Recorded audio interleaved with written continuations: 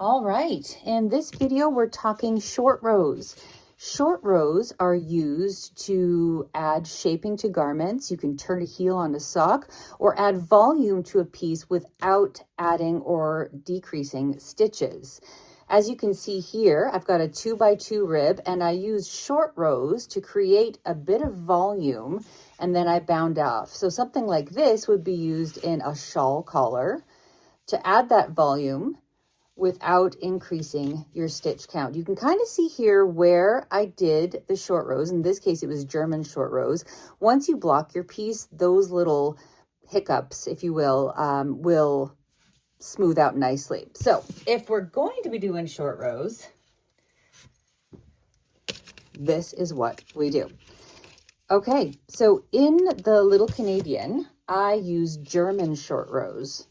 And what you do, usually they get you to start at a certain point. In terms of this particular situation, I've got the stitch marker, so I'm just going to purl, and then I'm at the marker. So oftentimes it'll say knit X amount of stitches beyond the marker, and then you'll do your German short row. In this case, we're going to go 4 stitches. So 1, again, we're maintaining that 2x2 rib,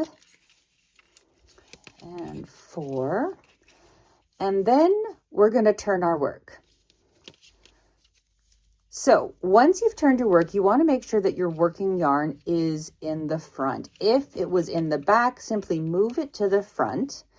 And then to do a German short row, we need to create a double stitch. So to do that, we'll take the last stitch that we knit onto the right needle, which is now on the left needle since we turned our work, and we're going to slip it purlwise onto the right needle, and then we're going to take our yarn and move it over that right needle, and that creates a double stitch.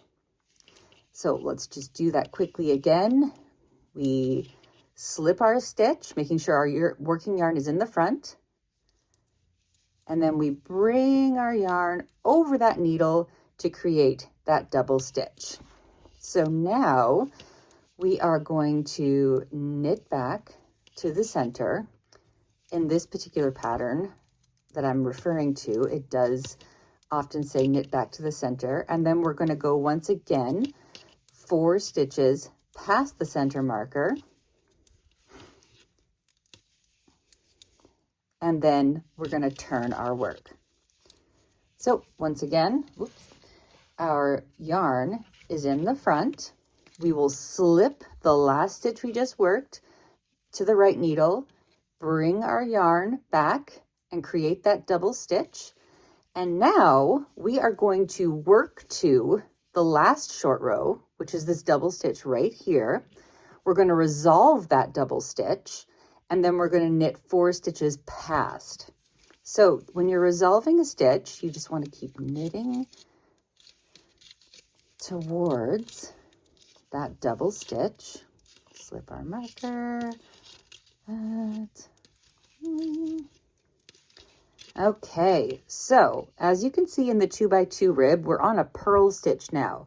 You want to make sure when you're purling, you pick up both stitches of that double stitch. It's super easy to just do one and then do the other, and then you've accidentally added a stitch. So when you've picked up both stitches, you would purl those stitches together, or knit if you were on a knit 2.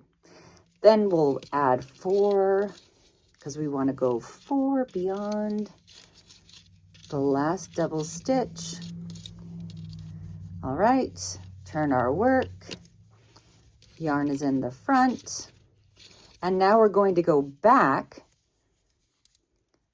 So slip our stitch, do the German short row, create that double stitch, work our way back to center.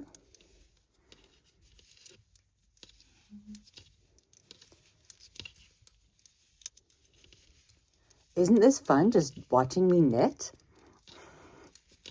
You always think, oh, it's only 8 stitches. It's not going to take that long. But when you're making this video, it's like, good Lord, this is taking a long time. All right.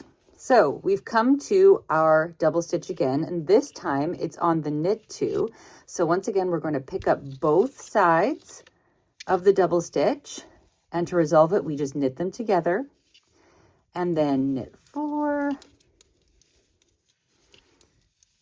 3 and 4, and we will continue so on and so forth. So when you look at the work we've made, you can kind of see this little lump, and we're adding volume, but we haven't increased or decreased any stitches. So that is a short row.